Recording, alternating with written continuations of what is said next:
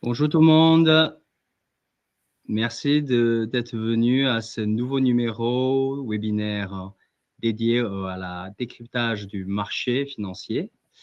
Alors, on va attendre juste peut-être encore une minute pour que tout le monde puisse avoir le temps de se connecter.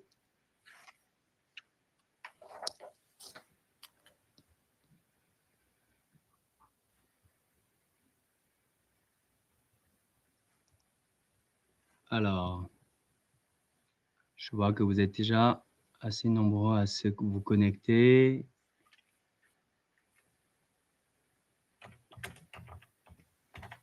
OK.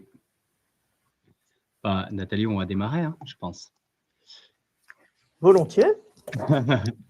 Bonjour tout le monde. Merci beaucoup d'être venu à ce nouveau numéro webinaire dédié au marché de InvestBoard. Aujourd'hui, j'ai l'honneur d'avoir comme invité à côté de moi Nathalie Benetia, excusez-moi, de BNP Paribas Asset Management, senior macroéconomiste. Elle va m'accompagner tout au long de ce webinaire pour nous aider un peu à comprendre la tendance macroéconomique, la consistance de fondamentaux pendant ce premier trimestre de 2026 et quelle est potentiellement la perspective pour le reste de l'année. Le programme est assez chargé aujourd'hui. Je vais commencer de mon côté d'abord, vous aider à constater sur l'outil InvestBoard quelles sont les tendances, s'il y en a une, et des opportunités et risques sur le marché pendant ce premier trimestre de 2026. Et sur les différents types de marchés, que ce soit sur les marchés multiclasses d'actifs, les obligations, les matières premières, les actions des différentes zones géographiques.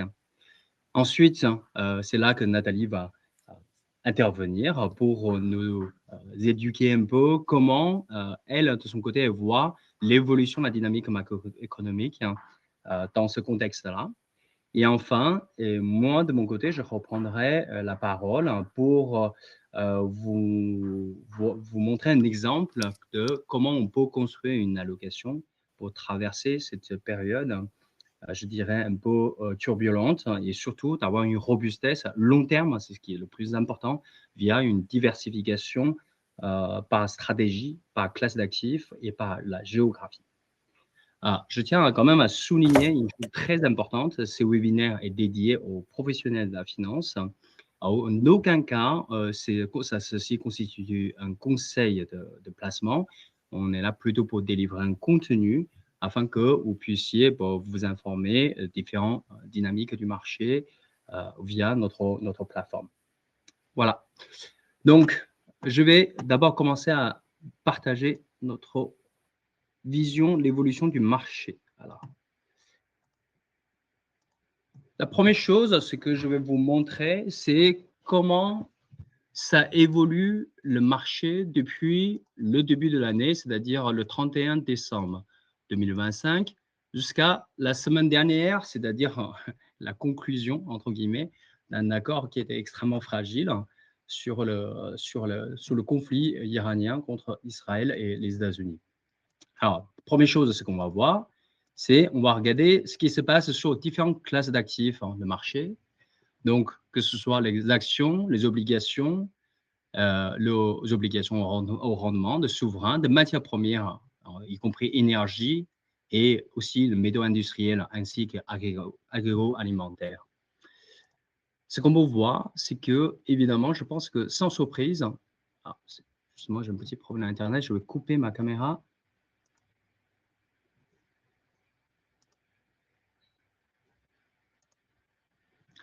Vous voyez mon écran? Alors, juste une petite question. Tout le monde voit bien mon écran. Je n'ai pas de problème parce qu'auparavant, n'hésitez pas à me signaler si vous voyez un petit problème de visualisation. Alors, ici, sans surprise, ce que vous pouvez constater, c'est une surperformance de matières premières de marché depuis le début de l'année, libellée en dollars. Et en revanche, ce qui est intéressant, c'est que ce qu'on peut voir, tous les autres marchés, ce soit un marché actions, obligations ou matières premières de métaux industriels, métaux précieux, ça crée beaucoup de volatilité, up and down, hein, mais sans vraiment une véritable tendance qui est tracée, hein. Donc peut-être l'actif le plus volatile, c'est l'or, hein, suivi par tout ce qui est métaux précieux. Mais ceci dit, malgré comment dire, l'incertitude, hein, ce marché reste dans le terrain positif depuis le début de l'année. Et ce qu'on peut trouver assez intéressant ici, c'est que c'est surtout en termes de la corrélation. Alors, pour rappeler, parce que là, ici, je vois le public est assez hétérogène, ben, la corrélation, c'est en fait le lien chiffré de relation, chiffré entre la variation de prix de deux actifs financiers. C'est défini ici. Donc, un étant parfaitement corrélé, c'est-à-dire il évolue exactement dans la même direction, dans la même proportion. Et moins 1, ça veut dire parfaitement anticorrélé, c'est-à-dire s'il y en a un qui augmente 1%, l'autre il va baisser moins 1%. Moins 1%. Et entre 0, ça veut dire bah, chacun fait sa vie. Ce que moi je constate ici, c'est assez intéressant, c'est que première chose, hein, sur action globale, hein, moi en termes de, il y a une forte corrélation, très forte corrélation entre les obligations au rendement et les actions. Voilà. Et ce qui est surtout très intéressant là, c'est on a une corrélation assez forte négative, hein, entre matières premières énergie, donc pétrole et gaz, hein, avec action globale. Donc ce qui ici c'est assez intuitif, hein. L'incertitude vient du conflit qui impacte le prix des matières premières et énergie et ça impacte de manière négative les actions. C'est ce qu'on peut facilement constater. Cependant, si on regarde de manière un peu plus long terme, c'est-à-dire si on regarde les 10 dernières années, et ce qu'on peut voir facilement, c'est que ici, en réalité, le, comment dire, la matière première, la corrélation entre marché action et la matière première est en réalité légèrement positive. Bon, c'est absolument pas significatif parce qu'il faut la corrélation dépasse plus de 50% en valeur absolue pour que ça devienne significatif. En tout cas, on voit que moins 64% de corrélation entre matière première et énergie et action globale, potentiellement, c'est une anomalie. Alors, c'est là qui est intéressant. Sur là, je vais parler de risques et opportunités. Risque, c'est quoi? Risque, c'est que, bah, en fait, le conflit dure et un impact de manière assez durable sur la croissance et l'inflation. Pour ceci, il ne suffit pas que le pétrole reste au-delà de 100 dollars, parce que s'il reste au-delà de 100 dollars, bah, je rappelle encore, l'inflation, c'est la variation de prix. Donc, si la matière première ne bouge pas, reste au-dessus de 100 dollars, on va avoir un choc inflationniste à assez court terme. Après, l'inflation va stabiliser. En revanche, si le pétrole évolue de manière assez volatile, passe de 60 à 120, on revient en 200 et repasser à 150, et là, il va créer une inflation volatile et va comment dire, impacter significativement la politique monétaire. Et c'est là où on risque d'avoir une anticipation de risque inflationniste. Donc, c'est risque inflationniste. Et là, ça va créer une décorrélation, c'est la corrélation négative entre l'action et matière première de manière assez durable. Donc, ça, c'est le risque. Sinon, l'opportunité, si on considère que, en fait, le conflit, bah, au bout d'un moment, ça va s'absorber, tous les acteurs partout dans le monde vont réorganiser, le supply chain va se réorganiser, ou en fait, on va sortir de façon avec un accord. À ce moment-là, cette décorrélation, cette corrélation négative entre matières premières énergiques et action globale devient potentiellement un signal d'une opportunité assez intéressante. Voilà. Ça, c'est la première chose que je voulais signaler. Alors, continuons si on va regarder sur les obligations de marché.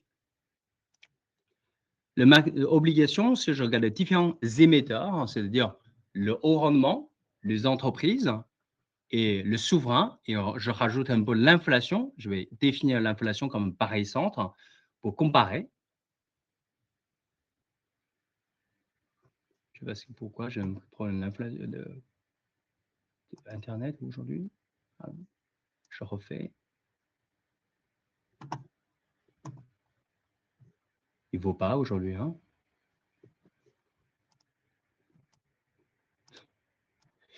Jamais arrivé.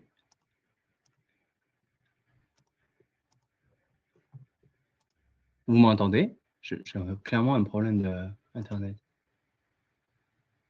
Allô? Moi, j'entends toujours, en tout cas. Vous m'entendez? OK, j'ai l'impression que j'ai un problème Internet.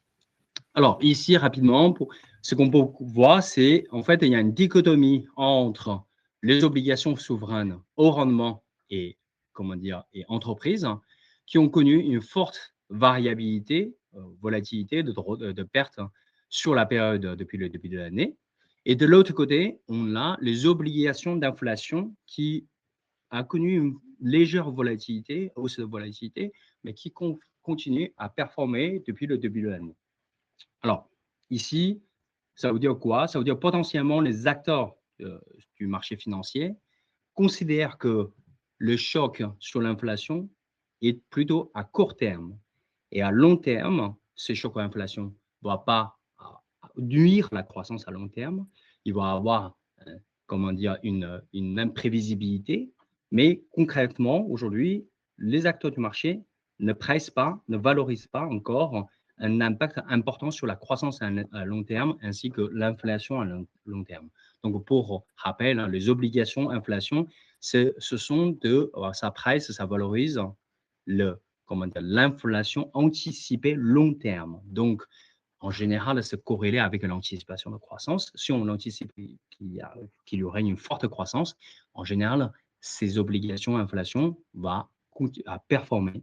Et l'inverse, en fait, ce sont des choses qui vont. L'économie dégrade, en tout cas l'anticipation et que l'économie va se dégrader. À ce moment-là, ces obligations indexées sur l'inflation long terme, anticipées, se verra dégrader leur prix. Voilà. Ça, c'est quelque chose d'assez intéressant, c'est qu'on a aujourd'hui, malgré l'incertitude, malgré Trump, malgré le conflit en Iran, sur le marché financier, encore une fois, il n'y a pas vraiment de panique, d'inquiétude pour l'évolution à long terme. Maintenant, je vais vous montrer un peu sur également les obligations sur le marché de différentes zones géographiques. J'aime bien regarder le marché, les obligations, parce que là, il y a souvent beaucoup d'informations, pour me voir parfois plus que les actions, que je vais détailler également. Sur la même période également, là, ce qu'on voit, c'est que je compare les obligations de différents émetteurs, tout compris entre l'Asie, pays émergents au sens large, l'Asie, c'est plutôt au Japon, hein, l'Europe et les États-Unis.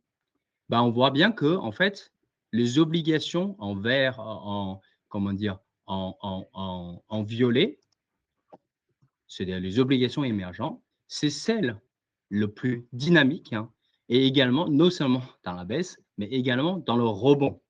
Donc, sur la période, elle surperforme même toutes les autres zones avec quasiment 1% positif, hein, mais quand même, dans le contexte actuel, c'est assez intéressant de voir ceci.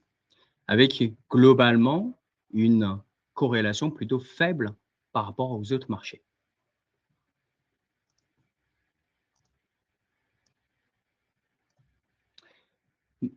Et maintenant, justement, parlons des actions. C'est qu'on peut voir sur le marché actions.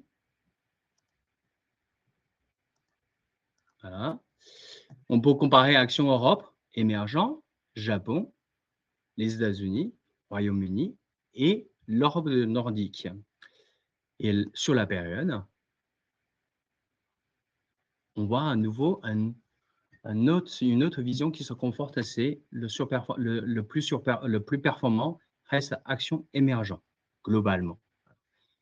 Toujours plus volatile que les autres, mais on voit que depuis le début de conflit, il est beaucoup plus sensible aux bonnes nouvelles, ou plutôt, on va dire, l'amortissement du conflit que les autres marchés.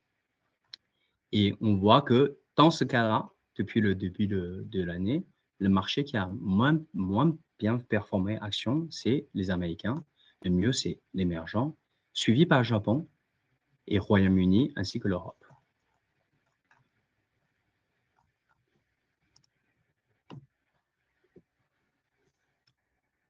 Je reviens juste, petite question, c'est il faut surtout souligner que, en fait, surtout, le marché émergent représente une corrélation assez faible par rapport aux autres marchés. D'accord?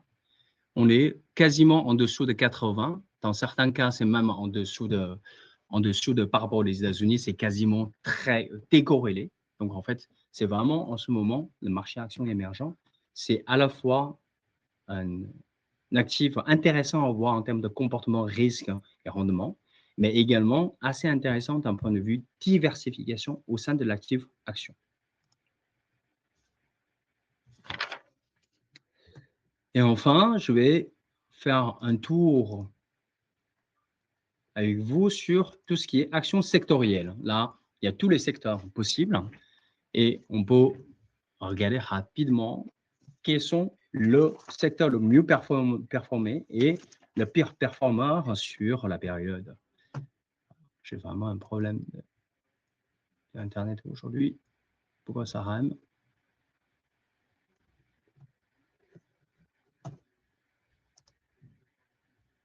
S'il vous bien. Je vais juste arrêter le partage une seconde.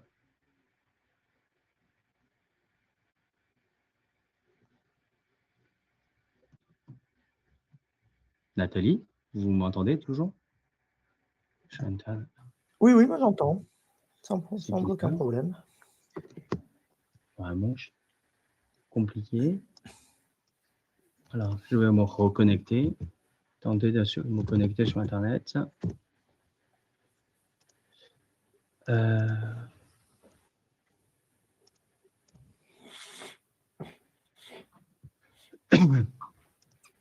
Voilà. Ça devrait aller. Ouais, c'est bon. Je vais repartager l'écran. Désolé pour ce petit inconvénient. Alors, excusez-moi. On voit sur la période.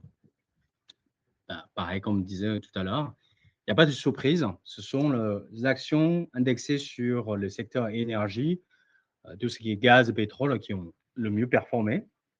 Et par contre, ce qui est vraiment très intéressant, c'est de voir que au même moment, la nouvelle énergie, donc tout ce qui est nucléaire, tout ce qui est solaire, ce secteur a quasiment autant performé que le pétrole et le gaz. Et ce qui est surtout intéressant, c'est que potentiellement, c'est un secteur aujourd'hui qui va garder vraiment long terme, parce que si le pétrole et le gaz, c'est plutôt occasionnel en termes de hausse de prix, si on considère ainsi, mais en tout cas, aujourd'hui, pour une question de souveraineté, pour une question de réduction des dépendances par rapport aux énergies classiques, hein, en fait, le secteur de nouvelle énergie, c'est de plus en plus regardé par les investisseurs nucléaire et solaire. Ça, c'est la première chose, c'est une question de souveraineté.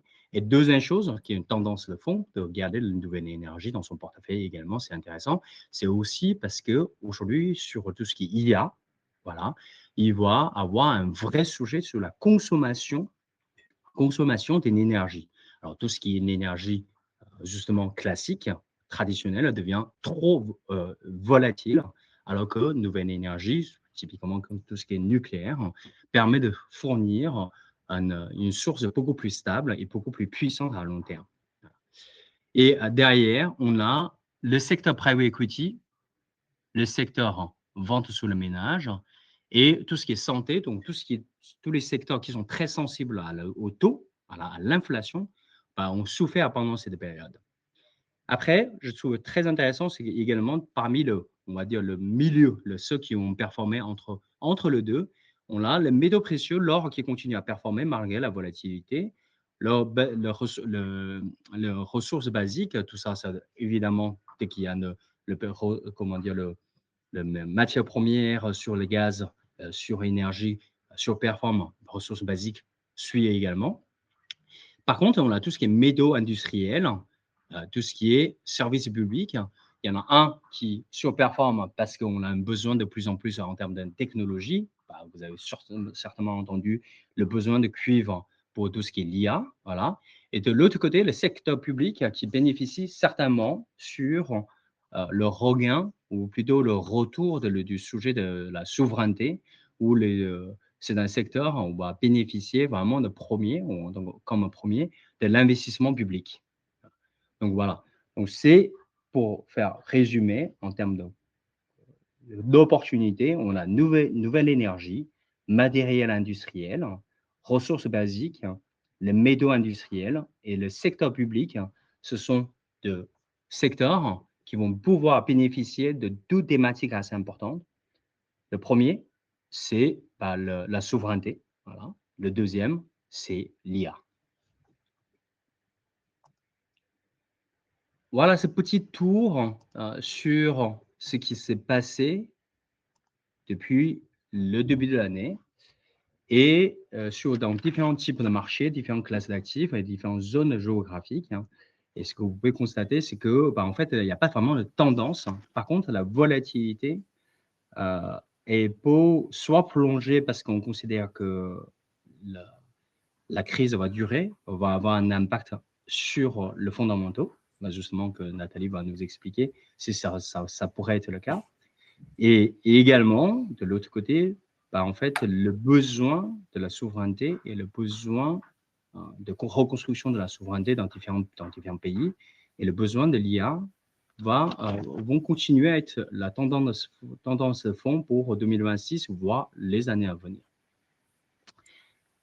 Nathalie, je te repasse la main pour nous aider un peu à comprendre la matière de macroéconomie dans ce contexte-là.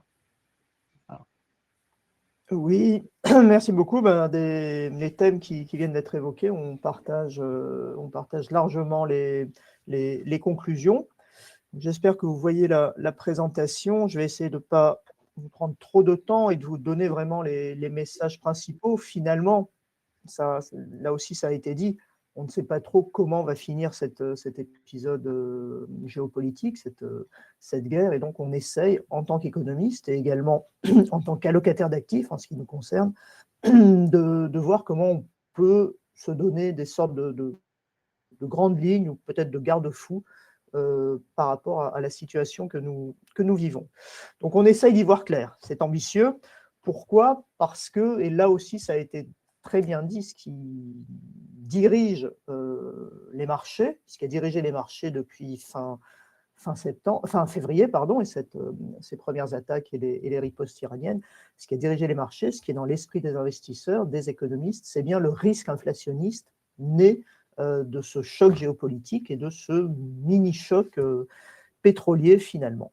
Alors, donc je commence par cette conclusion, c'est le risque inflationniste qui compte, et je finis par une ligne où je dis que l'information est parcellaire et changeante. C'est vrai, je pense que les derniers jours, depuis vendredi après-midi, finalement, nous ont apporté une parfaite illustration de cette information, en tout cas changeante, puisque vendredi dernier, les marchés financiers, les marchés risqués ont célébré l'annonce par les autorités iraniennes de la réouverture du détroit d'Ormuz, réouverture complète avait-il été dit. Et puis, au cours du week-end, on sait ce qui s'est passé. Finalement, ce détroit d'Ormuz est toujours fermé. Et les tensions, en tout cas les déclarations, j'allais dire, ont monté en intensité. Et on se retrouve à nouveau dans une situation où, en tant qu'investisseur, on attend de voir ce qui va sortir de ces négociations à Islamabad. Donc vraiment, deux thèmes directeurs, une information parcellaire et changeante, donc la volatilité, le risque inflationniste et malgré tout le besoin, j'allais dire la nécessité d'établir un scénario fondamental. Alors, pour ça, comme la plupart des économistes, comme les grandes institutions, le choc est sur le prix du pétrole, des matières premières, mais essentiellement sur le prix du pétrole. Donc, on essaye de modéliser ce choc et de refaire tourner nos modèles de prévision en tenant compte de cette nouvelle réalité du prix du pétrole.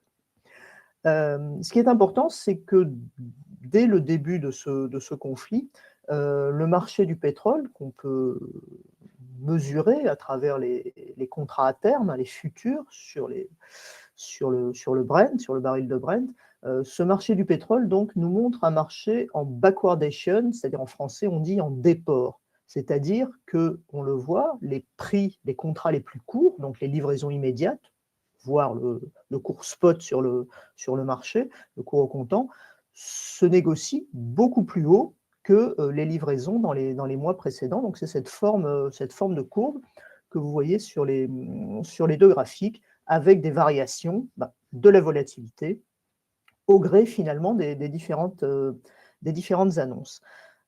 Ce que l'on conclut, ce que l'on imagine de ces courbes, c'est que finalement, ce que nous dit le marché du brut, c'est que oui, ce conflit sera malgré tout court. Alors la notion de durée du conflit a évolué depuis fin février, puisqu'on a parlé de 3 semaines, puis de 6 semaines, et on est entré finalement, on est entré dans la 8e semaine de conflit, donc déjà 2 mois.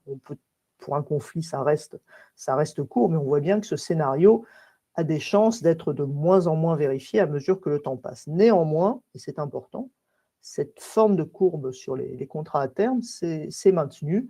Et finalement, ce qui se passe, c'est que nous avons retenu, nous, la forme du marché à terme au 20 mars, c'est-à-dire avec un cours au comptant, un cours proche très élevé, au-delà de $100 le baril, $105, et puis finalement un retour assez rapide vers, à horizon de l'automne 2027, dirons-nous, vers $80 le baril. Donc on reste plus élevé que les niveaux qui prévalaient en début d'année. On était à peu près à 65 $ le baril. Mais malgré tout, on voit que c'est une ampleur de choc qui reste relativement limitée. Donc la façon dont on a bâti nos scénarios est illustrée à côté. On peut imaginer un scénario très très favorable, c'est la courbe bleue, qui correspond finalement à l'état du marché avant le déclenchement des hostilités. Là, j'ai pris une référence en octobre 2025, mais ce n'est pas très important. Les courbes ont eu cette allure à peu près jusqu'en janvier, février, donc un marché pratiquement plat autour de 65 $ le baril. Donc ça supposerait de revenir rapidement au seuil précédent. Une solution très très défavorable, où le pétrole monterait beaucoup plus haut, au-delà de 150 $ le baril, pour redescendre par la suite, mais rester vous voyez, à 120 $ à horizon de fin d'année prochaine. Et puis finalement, le scénario que nous avons retenu, on s'est dit de prendre la forme de la courbe à terme telle qu'elle était au 20 mars, c'est-à-dire au moment où on a refait tourner nos estimations, ça nous paraissait un bon compromis. Donc un choc pétrolier, oui, mais un choc pétrolier, entre guillemets, relativement limité, et qui sort assez rapidement du paysage. Et donc cette solution d'un scénario central, c'est aussi celle qui a été retenue par le FMI. Vous pouvez aller voir sur le site du FMI leurs nouvelles prévisions et les scénarios qu'ils ont mis en place. Alors comme le FMI est une très grande maison, il leur faut un peu plus de temps pour faire tourner leur modèle, si bien qu'eux ont retenu la forme de la courbe des taux telle qu'elle était au 10 mars, si je me souviens bien. La Banque centrale européenne avait fait le même exercice en courant mars également. Donc c'est vraiment cette idée. On prend cette information qui est dans le marché à terme des prix du pétrole et on bâtit un scénario économique autour de cette information. La différence entre ce que nous avons fait de notre côté avec ce scénario bleu beaucoup plus favorable, alors qui, encore une fois, n'est pas notre scénario central, et ce qu'ont pu faire la Banque centrale européenne ou le Fonds monétaire international, c'était qu'ils ont un scénario de référence et puis qu'ils ont développé des scénarios alternatifs, mais tous les deux étant beaucoup plus négatifs. Finalement, pas d'idée que ça pourrait très bien se passer. Et effectivement, la probabilité est relativement faible. Alors, les premiers, j'ai déjà prononcé le mot inflationniste, choc inflationniste. On commence à voir les premiers effets sur l'inflation telle qu'elle est publiée. Alors, sur les courbes, ce n'est pas encore spectaculaire, mais néanmoins, pour les chiffres de mars, on voit que l'inflation a été plus élevée, nettement plus élevée qu'en février. Et on peut imaginer que ce mouvement va continuer. Ce qui va compter pour les banques centrales, mais également pour la santé de l'économie mondiale, ça va vraiment être comment vont évoluer les anticipations inflationnistes. C'est-à-dire, si tout le monde, ménages et entreprises, commence à imaginer que l'inflation va être beaucoup plus élevée, on va se retrouver dans une situation beaucoup plus défavorable où ce qu'on appelle les effets de second tour, c'est-à-dire une inflation qui monte, qui entraîne des anticipations d'inflation, qui entraîne des hausses de prix de la part des entreprises, des demandes de hausse de salaire et peut-être des hausses de salaire de la part des ménages, fait qu'on arrive à un niveau plus élevé de l'inflation, à la deuxième itération finalement, d'où second tour. C'est bien ce qui s'était passé en sortie de Covid et à l'occasion de l'invasion de l'Ukraine. Alors là, je vous montre un graphique pour les États-Unis. Donc l'invasion de l'Ukraine, ça n'a bien sûr pas joué de la même façon, mais la sortie de Covid, ça a bien été le cas, où ces anticipations ont fortement augmenté à court terme, à horizon d'un an, et entraînant malgré tout une petite dérive des anticipations à moyen terme. Et là, on voit qu'on est à nouveau, alors ce nouveau choc sur l'inflation et sur les anticipations en ce qui concerne les États-Unis, que vous voyez sur le graphique du côté gauche, ce sont les annonces de Donald Trump sur les droits de douane, sur la mise en place de droits de douane, puisque même si le président Trump semblait avoir fait un petit peu l'impasse sur cet aspect de la question, instaurer des droits de douane, ça revient, dans le pays qui les instaure, à finalement mettre une taxe sur les importations et donc, in fine, une taxe à la consommation. Donc ça, les ménages en avaient bien conscience et on a vu ces anticipations fortement augmenter. Donc voilà. Pour la zone euro, on n'a pas encore d'éléments puisqu'on dispose seulement de l'enquête de février. C'est une enquête que fait la Banque centrale européenne chaque mois. Donc, on aura les résultats de celle de mars vers la fin de ce mois de mars. Et ce qui est important pour la Banque centrale européenne, c'est qu'on aura les résultats avant qu'elle tienne sa réunion de politique monétaire, parce qu'on est dans une situation où il y a une différence qui est en train de se creuser entre les anticipations de politique monétaire de part et d'autre de l'Atlantique. La Banque centrale européenne a eu un discours très agressif, justement en insistant sur le fait, moi, Banque centrale européenne, mon mandat est sur l'inflation, sur le maintien de l'inflation autour de 2%. Je ne peux pas me permettre de la voir dériver, donc je vais m'efforcer de finalement couper l'herbe sous le pied aux anticipations inflationnistes en montrant que je suis présente et en éventuellement remontant les taux directeurs. Donc ce discours a été très agressif dès le début, pratiquement, de la part de la Banque centrale européenne. Il est en train de s'adoucir, vraisemblablement parce que les prix du pétrole ont malgré tout un petit peu reflué, mais la Banque centrale européenne reste bien avec cette idée d'une vigilance extrême sur l'inflation. Alors, je vous ai raconté un peu les hypothèses qu'on avait prises donc, sur le prix du pétrole. On a fait tourner, donc sans surprise, j'allais dire, on aboutit à une situation où la croissance est moindre que ce qu'on envisageait en début d'année. J'allais dire d'autant plus que la fin de l'année 2025 et le début de l'année 2026 avaient été caractérisés par ce qu'on peut appeler de bonnes surprises sur l'inflation, en tout cas par la manifestation d'une résistance de l'économie mondiale. Donc moins de croissance, ce sera vrai aux États-Unis, essentiellement via le pouvoir d'achat et un ralentissement de la consommation, puisque aux États-Unis, ce nouveau choc intervient alors qu'il y a des interrogations sur la santé du marché du travail américain. C'est-à-dire, pour le moment, tout va bien, mais on est malgré tout dans une situation assez étrange où l'économie américaine ne procède pas à des licenciements massifs, mais ne crée pas non plus énormément d'emplois. Donc cet équilibre fait qu'on n'a pas une augmentation du taux de chômage, mais malgré tout des interrogations à laquelle on peut répondre honnêtement en épluchant toutes les données économiques dont on dispose. Et je ne sais pas si vous vous souvenez, mais au moment du shutdown, à l'automne dernier, au moment où les services publics américains ont cessé de fonctionner pour des questions politiques et budgétaires, les économistes sont allés chercher des données alternatives. Il y en avait énormément sur l'emploi, certaines que l'on connaissait depuis longtemps, d'autres qui ont été un petit peu retravaillées. Maintenant, même en piochant, en plongeant dans ces données alternatives, on a toujours le même message de cet équilibre. Il y a quelques mois, le président de la Banque centrale américaine avait qualifié cet équilibre d'étrange. Cet équilibre est toujours présent. Et ce qui fera la différence entre le statu quo sur la politique monétaire ou des baisses que nous anticipons encore timidement pour la fin de cette année, ce sera vraiment la santé du marché du travail et la volonté de la Banque centrale américaine de dire, moi, j'ai un double mandat, contrairement aux autres banques centrales, en fait, qui ne s'intéressent dans leur statut qu'à l'inflation. Moi, Réserve fédérale américaine, j'ai un double mandat. Il y a l'inflation, mais il y a aussi la croissance et l'emploi maximum. Donc, c'est une sorte de fourre-tout, où on met la croissance et l'emploi. Et pour éviter une trop forte dégradation de l'emploi, je peux être amené à assouplir ma politique monétaire. Mais donc, on est dans une situation qui n'est pas très, très confortable pour la Réserve fédérale, puisqu'effectivement, on va avoir un léger tassement de l'inflation, sans doute provisoire.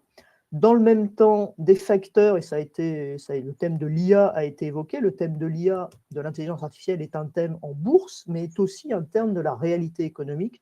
Je crois avoir un graphique plus loin, où en 2025, les investissements réalisés ont été très importants, et cette dynamique devrait se poursuivre.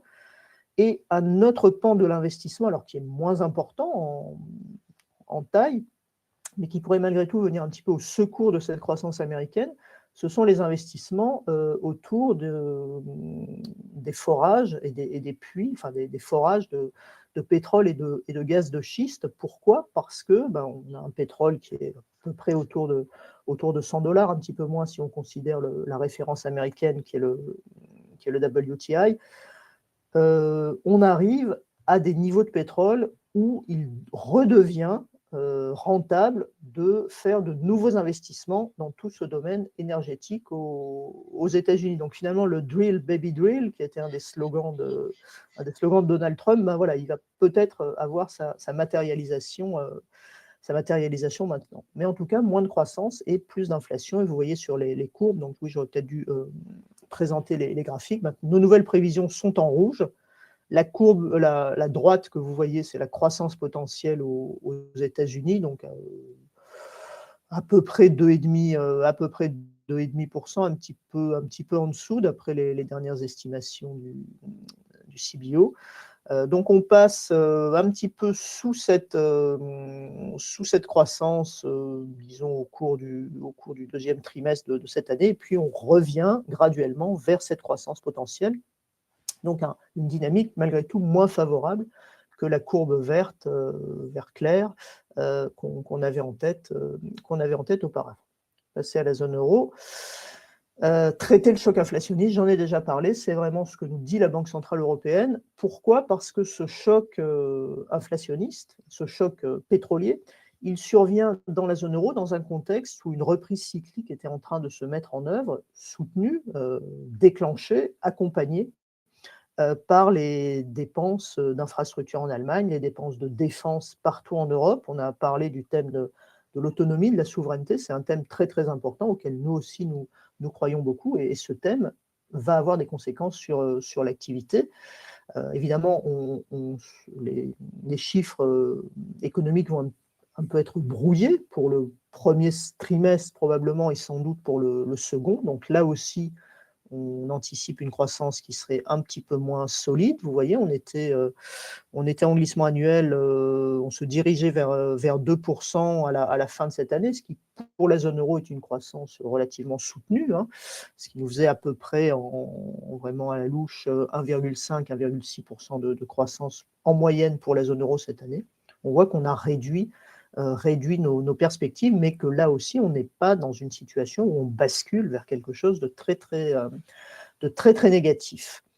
Ce qu'il faut avoir présent à l'esprit, c'est que le choc, donc le choc existe, on le voit à la pompe, le choc existe, mais il est, en tout état de cause, largement moins important que ce qu'on a pu vivre après l'invasion de l'Ukraine par la Russie en 2022. Passer à la prochaine. Voilà, ça c'est pour illustrer un petit peu le changement d'humeur. Je vous le disais, on était bien parti cette année 2026. Les investisseurs étaient très confiants dans le scénario économique. C'est illustré par cette enquête qui est faite par Bank of America depuis très longtemps et chaque mois. Et donc, en février, finalement, les investisseurs, les gérants d'actifs, hein, vraiment, étaient convaincus qu'on aurait une situation de no landing, c'est-à-dire une poursuite de cette croissance relativement soutenue. Et on voit qu'en avril, donc la première enquête véritablement qui reflète les derniers éléments, les derniers événements plus exactement, alors les gens sont un petit peu plus timides sur le no landing, c'est maintenant le soft landing qui l'emporte, et toujours très peu finalement d'anticipation de récession, ça aussi c'est important. En revanche, c'est le sujet de l'autre graphique, dans cette même enquête, ben voilà, quand on demande aux asset managers leurs anticipations, enfin si oui ou non la croissance mondiale, l'inflation mondiale, global CPI, va être plus élevée, ben, comme un seul homme, ils répondent oui, et même au-delà du choc du Liberation Day, des annonces de Donald Trump. Et la conséquence pour les marchés financiers, c'est important, c'est que la direction des politiques monétaires, ou en tout cas le rythme des changements de politique monétaire, a été également revu. Donc voilà, on est toujours dans une phase où les marchés sont en train finalement, les marchés et les économistes sont en train d'intégrer ce choc géopolitique. Et in fine, on va aboutir à une stabilisation, puisque le boulot des marchés financiers, outre de financer l'économie, c'est aussi d'intégrer toute l'information disponible. Évidemment, quand elle est fluctuante, ben, on s'aperçoit que les marchés ont un petit peu plus de mal, sans doute, à l'intégrer. Voilà, je voulais juste illustrer ce que je vous disais sur l'intelligence artificielle, que c'est une réalité. On peut s'interroger, alors on a des réponses, mais je vais pas les... On peut s'interroger sur la valorisation des valeurs technologiques liées à l'IA. En revanche, quelque chose qui ne fait pas débat, c'est la réalité des investissements en intelligence artificielle. Et vous voyez, c'est illustré par deux graphiques. Donc l'un, c'est du côté finalement des fournisseurs, là en l'occurrence pour beaucoup de composants semi-électroniques, de semi-conducteurs. Donc on prend les exportations en provenance, vous voyez, d'une sélection de pays d'Asie dont on connaît les spécialisations, hein, Corée du Sud, Taïwan, etc. Et on voit que leur exportation dans le secteur technologique a été extrêmement dynamique dès le début de 2025. Alors là, on peut se dire, oui, ils ont anticipé la hausse des droits de douane, c'est vrai, mais ça a été, j'allais dire, encore plus dynamique à la fin de 2025 et au début de 2026. Donc il y a vraiment une sorte de mouvement de fond qui fait que oui, le monde, l'économie mondiale a de plus en plus besoin de semi-conducteurs. Et l'autre côté, c'est finalement la demande, hein, alors qui est illustrée aux États-Unis, parce que les chiffres des comptes nationaux sont assez détaillés, et on voit l'investissement, donc Information Processing Equipment, les softwares en bleu, donc c'est vraiment ce qui mène la danse sur ce graphique, la recherche et développement, parce qu'une grande part de la recherche et développement est précisément dans les softwares, et évidemment les produits, tout autour du traitement de l'information. Donc vous voyez que là aussi, on a une tendance très très nette pour l'année 2025, et donc on n'imagine pas pourquoi elle se retournerait brutalement. Vous avez dû suivre hier les annonces d'Amazon sur des investissements dans Anthropic. Alors, on va parler du pétrole. Honnêtement, le pétrole, je vous ai dit ce qui était important pour bâtir un scénario économique. Alors, après, notre rôle, nous, en tant qu'économistes dans une société de gestion d'actifs, ce n'est pas de prévoir le cours du pétrole. Pour ça, on écoute beaucoup de spécialistes du pétrole.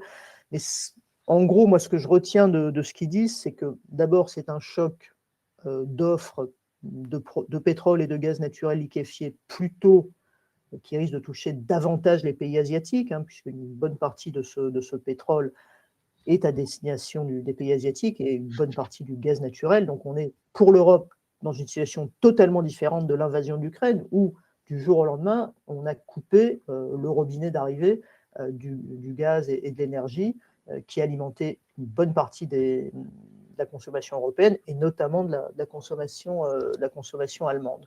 Donc mais je ne nie pas la réalité du choc économique malgré tout.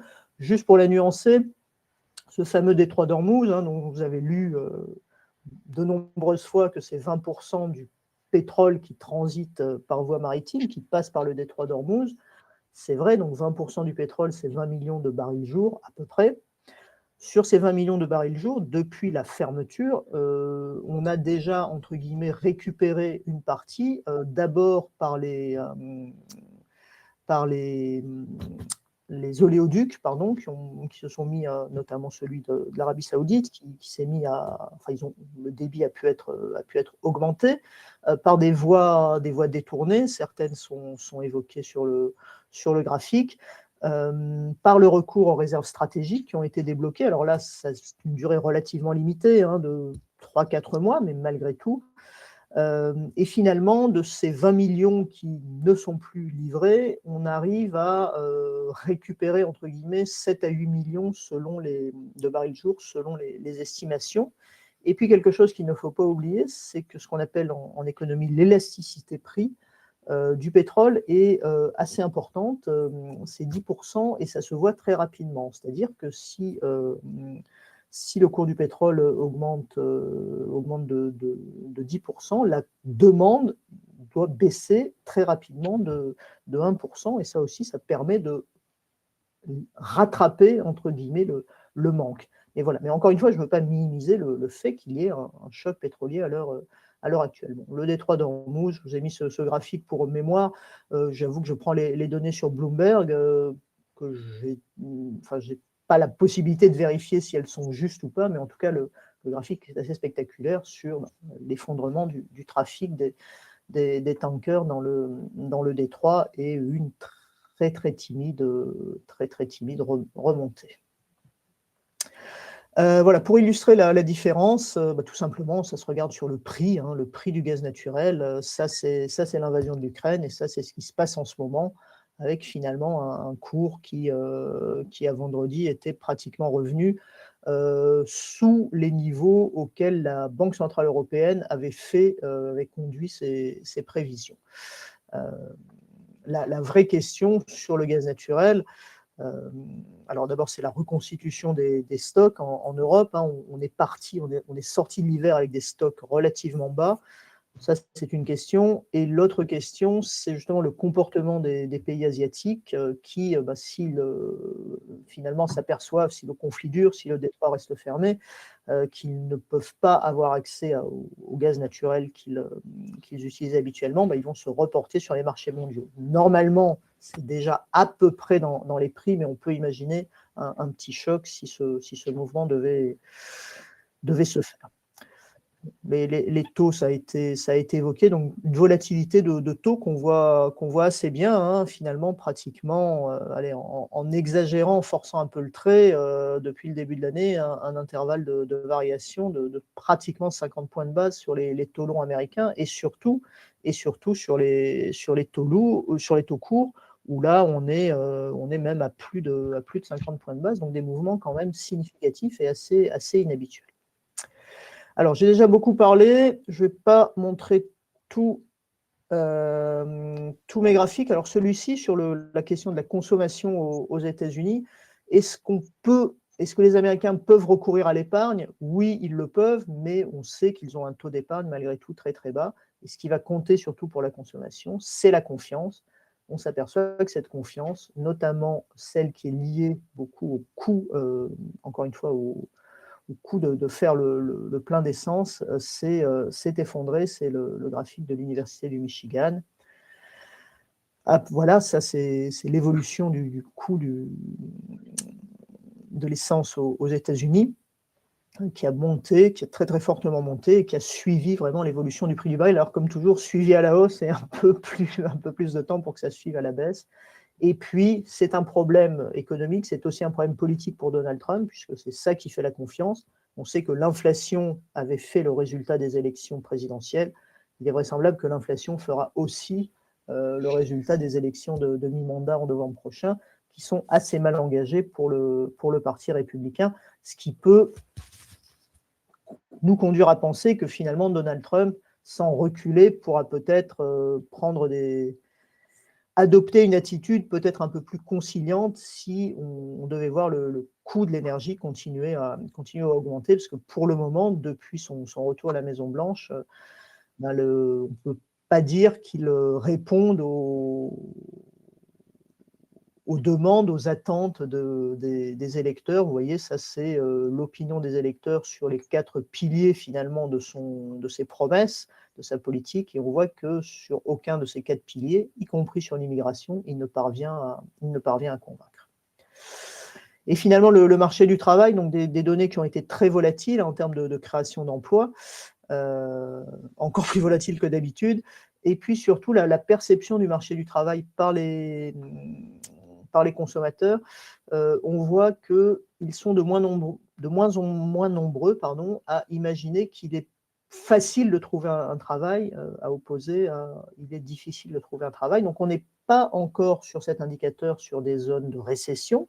Donc effectivement, le marché du travail tient, mais on sent que c'est de moins en moins confortable, et c'est ce qui est dit par tout le monde, c'est ce qui est dit quand on regarde ce qu'ils appellent les preuves anecdotiques, les anecdotes. Ça a été cité par le président de la Fed. Il est parlé devant des étudiants d'Harvard, dont on peut penser que normalement ils n'ont pas de difficulté à trouver un emploi, et il disait oui, c'est vrai, en ce moment il faut reconnaître qu'il est difficile de trouver un emploi en sortant des études. J'ai déjà parlé de la Réserve fédérale, on ne va pas redévelopper là-dessus. La question, on l'oublie un peu, on n'en parle plus, hein, mais Liberation Day, c'était il y a un petit peu plus d'1 an, ça aurait dû faire les gros titres des journaux, cet anniversaire. Ce qui avait fait les gros titres un peu avant, c'était la décision de la Cour suprême de dire à Trump, bah non, la plupart de ces droits de douane qu'il avait instaurés en utilisant National Emergencies, c'est-à-dire cette loi particulière, non, cette loi ne correspond pas à la situation, donc ces droits de douane sont illégaux. Donc Trump a répliqué en utilisant une autre loi. Vous voyez qu'il y a beaucoup, l'arsenal législatif est important aux États-Unis. Et finalement, pour le recours à cette loi, il a 150 jours depuis qu'il a promulgué avant que le Sénat donne son avis. Donc une situation un peu délicate pour lui. Et pour la zone euro, là aussi, j'ai beaucoup parlé, donc je vais juste vous montrer peut-être ce graphique, une consommation qui est toujours timide finalement dans la zone euro, et une confiance qui a pris un petit coup avec le déclenchement des hostilités. On va voir le prochain chiffre qu'on aura cette semaine, comment cette confiance des consommateurs européens évolue. La différence avec les États-Unis, c'est que l'emploi est encore relativement solide dans la zone euro. C'est illustré là avec un taux de chômage qui était à 6,1 en janvier, qui remontait à 6,2 en février pour la zone euro dans son ensemble, mais qui, malgré tout, est relativement solide. Encore une fois, on était dans cette reprise cyclique en train de se construire.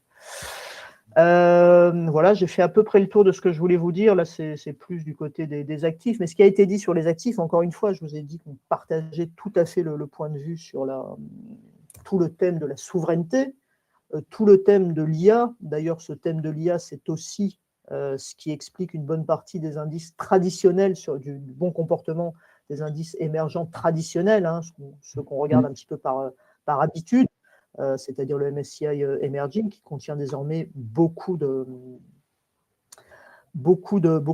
technologiques, hein, finalement, de valeurs technologiques qui sont un peu moins valorisées qu'aux États-Unis, mais même aux États-Unis, on s'aperçoit que les perspectives bénéficiaires restent solides. Donc voilà, ces grands thèmes directeurs qui finalement permettent de s'affranchir peut-être, ou d'essayer de se dire, bah voilà, ça reste volatile, ça reste bousculé, mais moi je pense que c'est une bonne idée de rester exposé. De toute façon, c'est souvent une bonne idée de rester exposé au marché actions, et de rester exposé via des grands thèmes qui sont un petit peu transverses, plutôt que d'essayer de poursuivre le marché, de poursuivre le rallye, d'attraper le rallye. C'est toujours plutôt délicat, surtout, encore une fois, quand la situation dépend de tweets ou de déclarations à l'emporte-pièce. Voilà, je vais m'arrêter là pour ne pas prendre trop de temps, j'ai déjà beaucoup parlé. On verra peut-être les questions à la fin. On peut poser des questions, Nathalie. Il y a quelques-unes. Merci beaucoup, voilà, Nathalie. J'ai une première très question bien. de la part de Nicolas. Tu m'entends bien, Nathalie? Vous m'entendez Moi, bien? j'entends, oui, oui, Oui. j'entends. OK. Je Oui. disais que là, j'ai une première question, c'est une hausse inflation sur certains produits implique-t-elle nécessairement une hausse de taux, notamment sur le taux court au Euribor? Alors, la BCE, alors nécessairement, non, mais la BCE nous a dit qu'elle allait surveiller l'inflation et encore une fois, ce sont des anticipations qui sont présentes. Alors, c'est oui, de savoir si on est dans une inflation généralisée ou qui touche simplement certains produits. Le Oui, seul problème, alors je vais prononcer une très très vieille citation, c'est que l'inflation, c'est comme le dentifrice sorti du tube. C'est une citation d'un ancien banquier central allemand. Euh, quand elle a commencé à sortir du tube, c'est très difficile de la faire revenir. Alors c'est un petit peu exagéré, mais ça reste malgré tout vrai, puisque quand l'inflation commence à se manifester, euh, on a une phase, j'allais dire, où on peut encore parler de perception, même si je n'aime pas ce terme. Si le prix de la baguette de pain augmente, ce n'est pas de la perception, c'est une inflation qui augmente. Après, on sait que les indices d'inflation recoupent énormément de produits et de services, et que notamment tout ce qui concerne la technologie, les prix sont traditionnellement en baisse. Mais malgré tout, cette inflation du quotidien est importante, précisément pour les anticipations d'inflation. Parce que quand on est un ménage et qu'on est interrogé comment voyez-vous l'inflation dans un an, si j'ai payé le plein d'essence plus cher, la baguette plus chère, mais que je viens d'acheter un ordinateur moins cher, je ne vais pas dire ah bah non, c'est formidable, l'inflation est moins chère. Je vais réagir avec ce que je vis tous les jours. Donc c'est vraiment à travers le thème des anticipations que ça se joue. Anticipation. Un élément que je n'ai pas précisé, puisqu'on a parlé des droits de douane de Trump et de cette recomposition du commerce mondial, ça a une conséquence qui peut avoir finalement un effet un peu limitatif sur l'inflation en Europe, c'est le fait que les entreprises chinoises aient détourné une partie de leurs exportations vers l'Europe et qu'on voit les exportations augmenter et que de surcroît, j'allais dire, pour gagner des parts de marché, ils ont un petit peu rogné sur leur marge. Donc, ça fait plus de produits encore moins chers qui entrent sur le marché européen. Mais non, l'inflation, oui, encore une fois, c'est une notion facile à comprendre, difficile à mesurer, mais encore une fois, le discours de la Banque centrale européenne est clair, c'est bien sur les anticipations d'inflation c'est ce critère qu'elle va examiner pour prendre sa décision en matière de politique monétaire. merci beaucoup, Nathalie. Alors, il nous reste encore quelques minutes. Je vais faire dérouler rapidement la troisième partie de ce webinaire, c'est sur la partie allocation. Alors, tout simplement, pour nos clients, vous recevez chaque semaine, tous les mercredis, je crois, une proposition de top fonds que InvestBoard vous propose de regarder sur notre plateforme. Donc, encore une fois, ce n'est pas un conseil de placement, plutôt à travers des objectifs, de critères objectifs que vous pouvez utiliser vous-même sur la plateforme. On vous propose de regarder certains fonds qui nous paraissent assez intéressants. Donc moi, j'ai un peu rassemblé tous ces fonds-là qu'on a regardés depuis le début de l'année. Il y en a une vingtaine, donc chaque semaine, donc ça fait 20 semaines. Il y a des différentes thématiques qu'on propose. Donc sur crédit, sur les obligations souveraines, ça peut être tracker, ça peut être fonds actifs. On a des fonds émergents, on a des fonds sur le métaux précieux, des fonds assez alternatifs sur le prix de risque, etc. Jusqu'à des fonds, on va dire, sur des différents secteurs, nouvelle énergie, sur l'allocation globale dynamique. Voilà, assez diversifié, je dirais. Tous ces fonds-là, il y a une vingtaine. Maintenant, je vais prendre ces fonds-là. Je vais tout simplement construire un portefeuille. Je vais essayer de construire un portefeuille, via l'IA d'InvestBoard pour vous montrer un peu comment on peut avoir quelque chose de robuste à la fois court terme et long terme pour traverser l'incertitude court terme et surtout avoir une consistance long terme de votre portefeuille. Bon, je vais l'appeler tout simplement, pardon, c'est mon nouvel ordi, j'ai du mal avec webinaire, Investboard, voilà. Et ça va être un portefeuille qui est autour de SRI 3. Je vais tout simplement faire appel à l'optimiseur de Investboard qui demande de lui définir le critère de profil risque, l'horizon d'investissement, si on souhaite pour lui donner notre vision de marché. Ensuite, aussi également nos règles de diversification. Ça lui suffira pour construire un portefeuille dit optimal. Je vais prendre SRI comme critère. On reste sur quelque chose équilibré et on va rester sur la composition telle que je proposais. Voilà. L'horizon sur 8 ans, hein, environ. Bon, la vision marché, c'est un beau cours aujourd'hui, donc je vais laisser l'outil de faire le boulot. Je supprime des choses un peu compliquées que j'ai mis moi-même. Je vais intégrer des contraintes à moi assez simples. C'est je veux l'ensemble dans mon portefeuille l'émergent et frontières émergents. Bon, frontières pour faire simple, hein. L'émergent, c'est ce qu'on entend classiquement, de manière assez classique, la Chine, la Russie, l'Inde, la Russie c'est sorti, mais l'Inde et le Brésil. Et on a le côté frontière, c'est Vietnam, c'est Roumanie, c'est la Turquie, c'est tous ces pays-là, je dirais satellites à la porte des grands émergents de demain. Bah, eux, c'est assez intéressant en termes de diversification parce que justement, si les grands émergents aujourd'hui sont en train d'investir sur la tech, eux, ils sont plutôt en train d'hériter cette partie industrielle, production, usine du monde.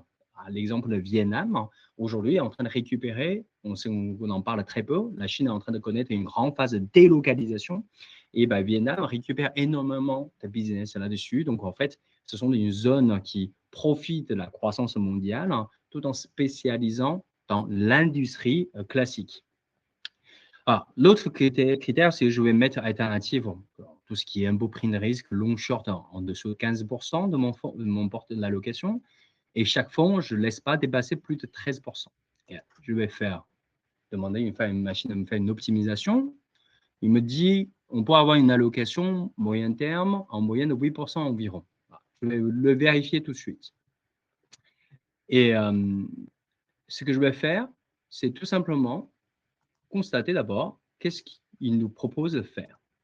Il nous propose de faire une diversification à peu près 13% sur le pays frontière, 13% sur le grand capi. Donc, on n'est pas du tout dans la gestion benchmarkée. Hein.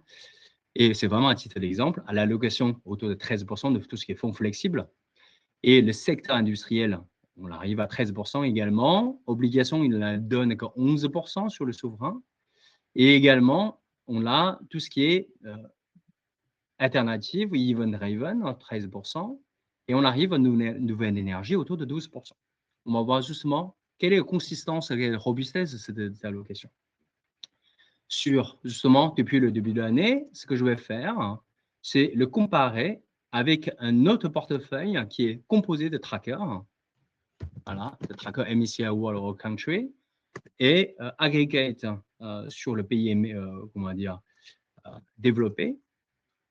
Voilà. Et, je vais regarder vite fait. Hein, il y a MSCI, c'est à peu près 63% sur World Country. Et ensuite, Amundi, c'est un tracker également sur Global obligations souveraines, Core, donc tout ce qui est les États-Unis, l'Europe, le Japon, etc. Pardon. OK, j'ai perdu. J'étais allé trop vite. Je refais.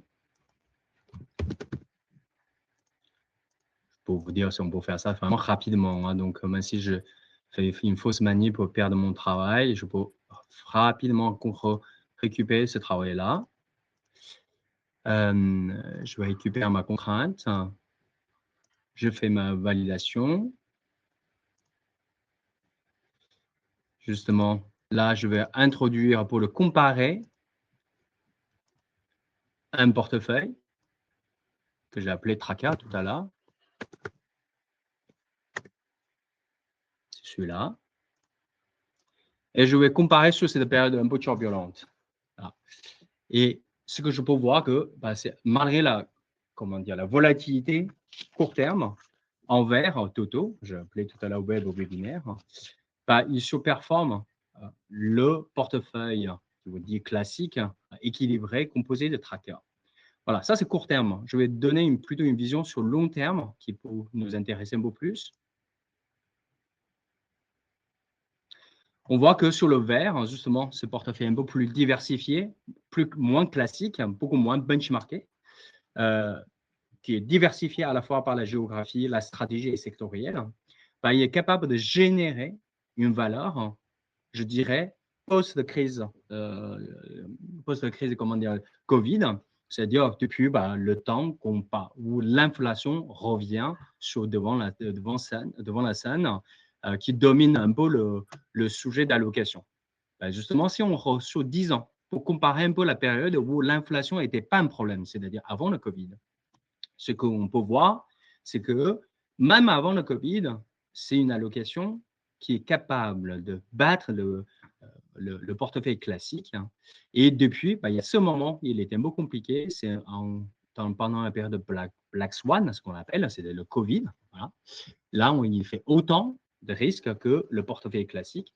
Sinon, depuis, il est capable de distancer le portefeuille classique de manière assez significative. Et on peut constater assez facilement le vert, justement, à part le 2018, il y a eu la Covid, où il a fait un peu moins bien que le portefeuille classique. Dans la crise de l'inflation de 2022, il présente une surperformance. Et sauf 2024, il est capable de délivrer une surperformance toujours par rapport au portefeuille classique.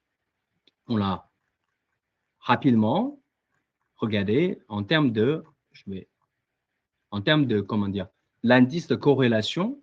Nous, on note la diversification. Un portefeuille classique équilibré composé de trackers actions et obligations souveraines. On a une diversification autour de 61 sur 100, ce qui est plutôt pas mal. Par contre, le portefeuille est principalement dominé le risque par l'action. En revanche, un portefeuille tel qu'on l'a composé là, avec l'IA de InvestBoard, la note de diversification pour arriver presque à 70 sur 100. Et surtout, on voit bien ici, il n'y a plus aucun rouge, c'est-à-dire il n'y a aucun élément qui est dominant, qui représente un risque dominant dans le portefeuille. Donc, globalement, mon portefeuille, par rapport à ses composants en corrélation, est plutôt très sain. J'ai un portefeuille qui est plutôt bien diversifié. Voilà. Voilà, ces petits, le temps est un peu limité, j'essaie de ne pas trop dépasser. Ce petit exemple sur l'allocation qu'on peut diversifier, qu'on peut construire sur InvestBoard à travers, via l'exemple de fonds, top fonds qu'on vous envoie chaque semaine. Voilà. Je vais départager. Peut-être pour conclure, je vais arrêter de partager plutôt tout de suite. Pour conclure, donc Nathalie, vous me dites si je dis de bêtises. Donc, côté macro, moi, ce que je vois, c'est qu'il n'y a pas d'alerte de récession. Voilà. On a une croissance qui va être potentiellement un peu plus molle parce que le marché d'emploi et la consommation US, et même en Europe, sont moins robustes qu'avant. On a ce choc local sur l'Iran qui va potentiellement avoir emmené une inflation qui va encore accentuer la pression sur la consommation. Par contre, en revanche, on a plus d'investissements tant sur le côté public que sur le côté privé, notamment dans la partie IA, donc ce qui peut clairement soutenir sur le marché action. Et par contre, avec ce côté yo-yo du prix de pétrole dont l'élasticité par rapport au prix inflation peut être importante, on va avoir plus d'incertitudes, plus de difficultés à lire le politique monétaire et voire aussi budgétaire, parce que finalement, Trump, Midterm, comment ça va se passer sur ce sujet de l'inflation, on ne peut pas trop anticiper. Côté macro et côté l'effet de marché, j'ai déjà évoqué. De mon côté, ma vision, ce que je disais tout à l'heure, aujourd'hui, je pense qu'il y a vraiment de tendances de fond. Tendance de fond, il y en a premier, c'est l'IA. Mais l'IA, faisons attention, c'est pas forcément on joue l'IA, il faut investir sur des secteurs IA qui, pour moi, sont extrêmement survalorisés. Donc, pour jouer sur l'IA, je vais investir sur l'IA tout en diversifiant son portefeuille. On peut aller sur une nouvelle énergie, on peut aller sur le matériel industriel qui sont des fournisseurs de matériel IA. On peut aller sur des secteurs publics pour aller jouer une deuxième thématique à tout ce qui est souveraineté, donc l'industrie, secteur public, également métaux industriels qui font partie également de thèmes à la fois souveraineté et d'IA. Voilà, ça, une petite conclusion sur notre numéro de webinaire. Je ne sais pas si Nathalie, vous avez des choses à compléter. Non, non, c'est effectivement une conclusion très, très précise qui résume bien notre point de vue. Oui, tout à fait, autour de l'IA, le thème de l'électrification, c'est quelque chose qu'on prend en compte. C'est ça qui est intéressant, c'est qu'on a eu cette effervescence IA et qu'on peut maintenant s'intéresser à des thèmes, j'allais dire connexes, mais ce n'est pas le bon terme, à des thèmes qui vont accompagner, qui ne peuvent qu'accompagner cette émergence de l'intelligence artificielle. Super. Bravo, outil très impressionnant, et j'ai constaté avec plaisir qu'il y avait un fonds BNP Paribas présent dans votre sélection. Tout à fait. Le fonds Japon, excellent fonds qui est pour le thématique. D'ailleurs, pour ceux qui restent, je tiens à préciser, le fonds Small Mid Cap au Japon de BNP Paribas Asset Management, c'est un très bon fonds. On a eu une information un peu privilégiée, c'est un fonds qui risque d'être fermé, de faire un closing, soft closing, parce qu'il a trop de succès. Donc, maintenant, le gérant va pouvoir conserver son alpha à long terme. Donc, c'est pour ça qu'il fait le soft closing. Donc, pour ceux qui ont une conviction sur le marché Japon, n'hésitez pas à regarder ce fonds-là, qui fait partie des fonds qu'on envoie toutes les semaines pour attirer votre attention. Et bon, je parle de manière comme si on avait un lien commercial avec BNP. Donc, très attention, je tiens à souligner, tous les fonds sont analysés par l'outil de manière très objective. On n'a aucun rapport, c'est tout simplement quand il y a de bonnes choses, on le dit, et quand il y a des choses qui sont moins bonnes, on le dit aussi. Bon, merci beaucoup encore à tout le monde. Très bien. Merci. Et je vous dis au prochain numéro. À très bientôt. Au revoir. Au revoir, merci.